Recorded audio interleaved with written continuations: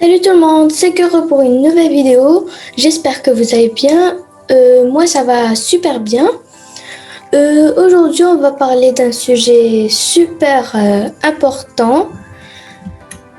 Comment réagir face à un kidnapping? Eh bien, ça, il n'y a pas beaucoup de gens qui le savent.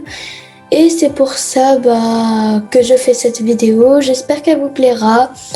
Et c'est parti. Avant qu'on commence la vidéo, n'oubliez pas de vous abonner si vous êtes nouveau sur ma chaîne et de mettre un gros pouce bleu en bas de la vidéo. Ça me ferait très plaisir puisque je suis restée 2 heures hier à faire des recherches. Du coup, s'il vous plaît, faites-le. C'est parti. Alors, au sommaire, on va parler tout d'abord de comment reconnaître un kidnappeur. Deuxièmement, on va parler de comment éviter un kidnapping. Ça, c'est hyper important. Troisièmement, que faire si le kidnappeur nous a attrapés. Et quatrièmement, comment affaiblir le kidnappeur. Je vais vous montrer des petits gestes qu'on peut faire qui sont super faciles.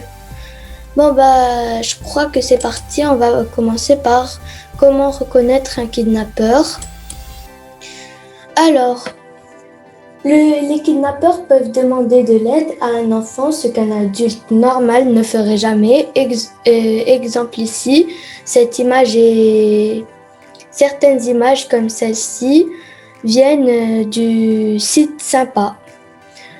Là, il montre un adulte qui demande à une petite fille: j'ai perdu mon chien, tu veux m'aider à le chercher?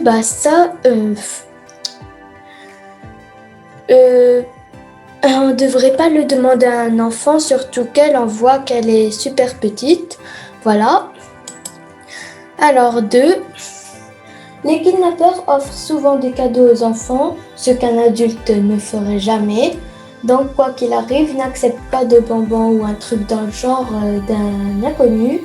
Seulement de chez tes parents, c'est très important. Les kidnappeurs attirent aussi les enfants dans leur voiture. Donc, ne monte que dans la voiture de tes parents et évite les taxis vides parce que celui qui le conduit, il peut faire du mal. Voilà. Alors, 3. Le kidnappeur peut en savoir beaucoup sur ta famille grâce aux réseaux sociaux ou à travers une personne qui ne sait pas ce qui se passe. Voilà. Un malfaiteur peut avoir des détails précis sur la vie privée de l'enfant et de ses parents. Il peut donc facilement se faire passer pour l'un des amis des parents. Donc, dans 9 cas sur 10, il s'agit d'un enlèvement. Voilà. Ça, c'est un petit truc que j'avais trouvé. Et là, on voit une dame, parce que méfiez-vous, parce que les dames et les femmes aussi peuvent kidnapper des enfants.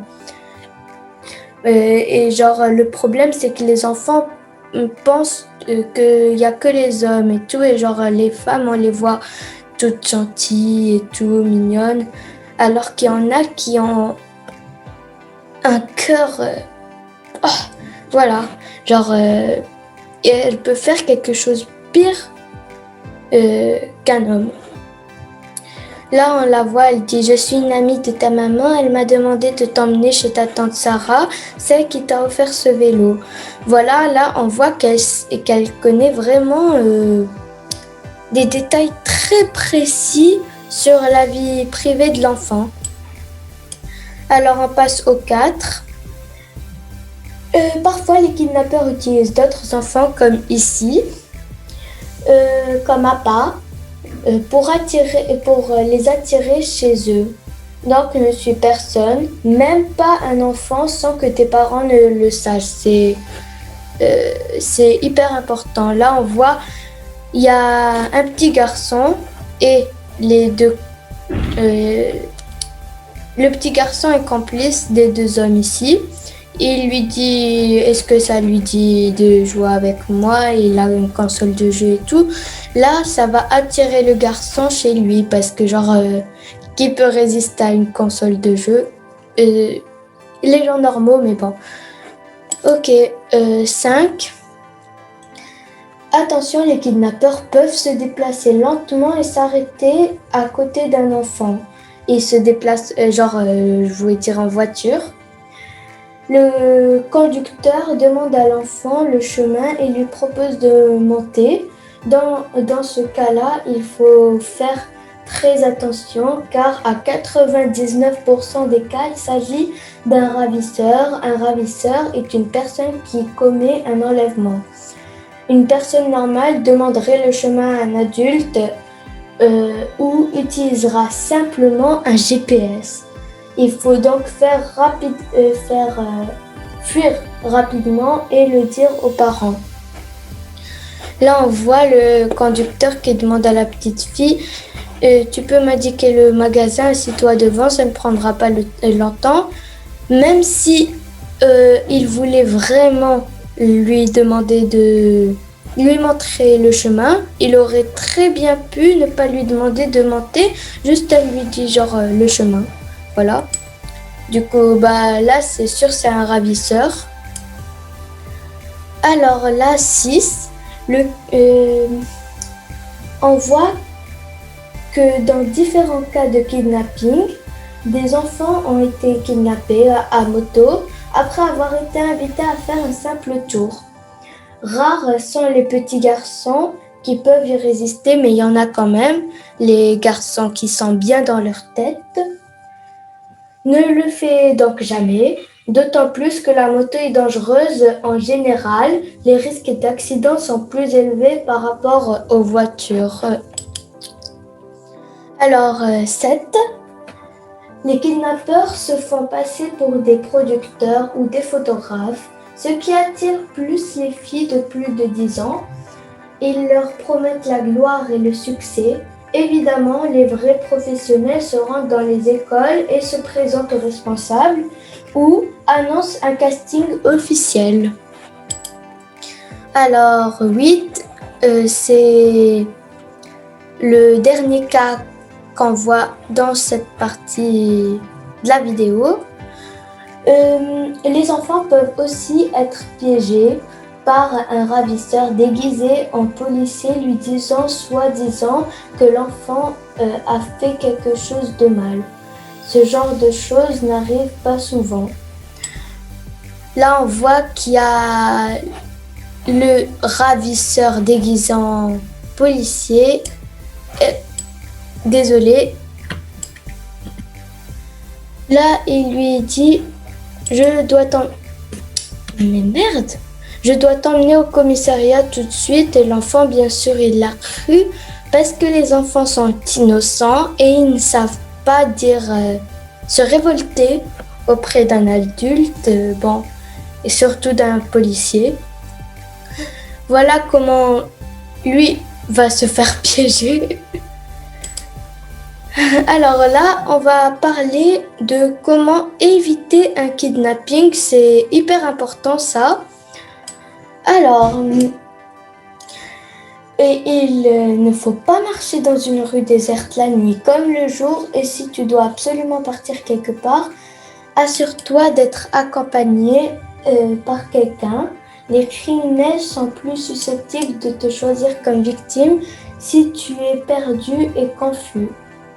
Si tu dois partir dans un nouvel endroit, planifie ton itinéraire et informe une personne de confiance. Alors, là, on va parler de que faire si le kidnappeur t'a déjà attrapé.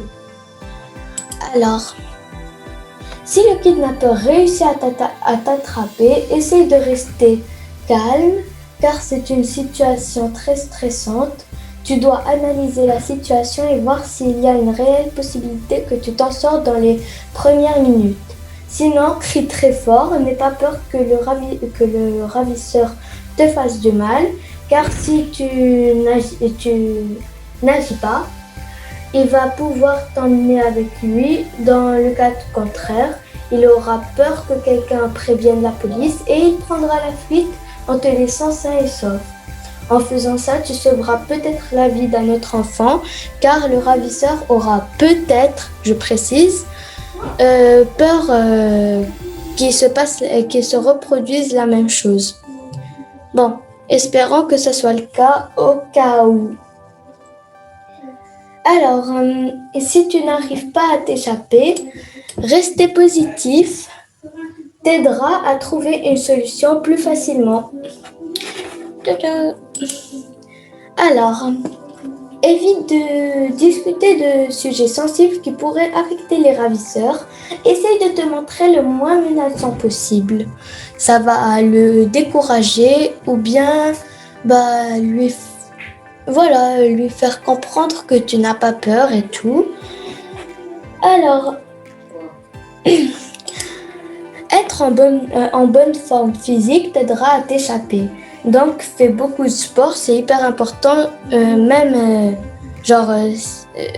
si en oubliant le kidnapping et tout, fais du sport quand même parce que c'est bon pour la santé. Alors, si tu n'es pas le seul otage, essaye de parler aux autres. Vous pourrez ainsi trouver une solution plus facilement. On va maintenant parler du dernier sujet. Comment affaiblir le kidnappeur? Alors, on en était à comment affaiblir le kidnappeur. Je vais maintenant vous dévoiler les parties du corps les plus fragiles qui vous aideront à combattre le ravisseur. Étant donné que vous êtes des enfants, ces techniques ne demandent aucun effort physique. Ces techniques sont aussi valables pour les adultes. Alors, un doigt dans l'œil provoque une douleur importante, une difficulté du ravisseur à se concentrer. Mais les enfants, n'ayez pas peur de le faire. Hein? Vous pouvez même le faire dans les deux yeux. En même temps, c'est soit ça, en fait, c'est soit la vie, soit la mort. Voilà.